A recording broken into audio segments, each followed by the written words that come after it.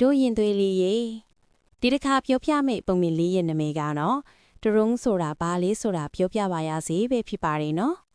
မင်းဒရုန်းတစ်ခုကိုတစ်ခါလောက်ဖြစ်တွေ့ဘူးလားတစ်ခါတလေမှာသူ့မှာအတောင်ပန်းတွေအများကြီးပါတတ်တယ်ဒါပေမဲ့ဒရုန်းဆိုတာပူစင်ရင်ခွဲတစ်ကောင်တော့မဟုတ်ပါဘူးအိမ်ခေါင်မိုးတစ်ခုခန့်ဒီတစ်ခုကိုပြန်တန်းသွားလာနိုင်ပေမဲ့ဒရုန်းဆိုတာငှက်တစ်ကောင်လည်းမဟုတ်ပြန်ဘူးဖြစ်စည်းတွေကိုထည့်ပြီးတဲ့ဟုတ်သူ့မှာအိတ်ကက်တစ်ခုပါရှိပေမဲ့ဒရုန်းဆိုတာတားပိုက်ကောင်လည်းမဟုတ်ပါဘူးဘလို့အိမ်မျိုးမဆိုသူကရှာဖွေဖော်ထုတ်ပေးနိုင်ပေမဲ့ဒရုန်းဆိုတာသူ့လျုပ်တိတော့မဟုတ်ပါဘူးဖာဆယ်ဖြစ်စည်းတွေကိုမိနစ်30အတွင်းအရောက်ပို့ဆောင်ပေးနိုင်ပေမဲ့ဒရုန်းဆိုတာစာပို့သမားတယောက်တော့မဟုတ်ပါဘူးဒါဆိုရင်ဒရုန်းဆိုတာဘာလဲဒရုန်းဆိုတာညံကောင်းတဲ့စက်ပစ္စည်းမရှင်းတစ်ခုလေးဖြစ်ပါတယ်နော်ဤဒီမှာနောက်ထပ်အပိုက်တွေဘာသာပြန်ချက်ဖြစ်ပါတယ်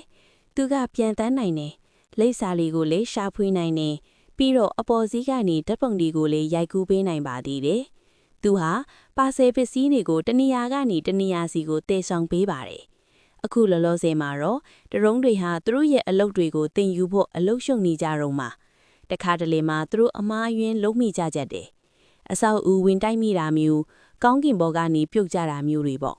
ဒါပေမဲ့သူတို့ကိုနေရာအနှံ့ပြန်တန်းခြ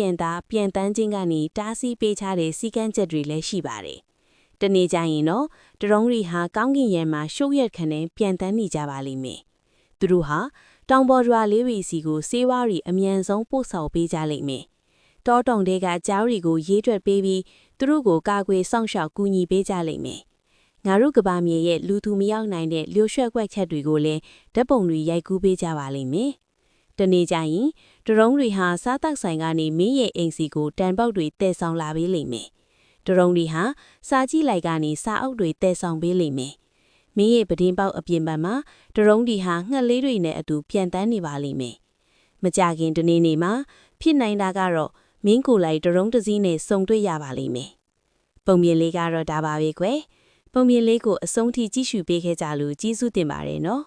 တို့ရင်သွေး channel လေးကိုlike and subscribe လုပ်ခဲ့ကြဖို့လည်းမမေ့ပါနဲ့နော်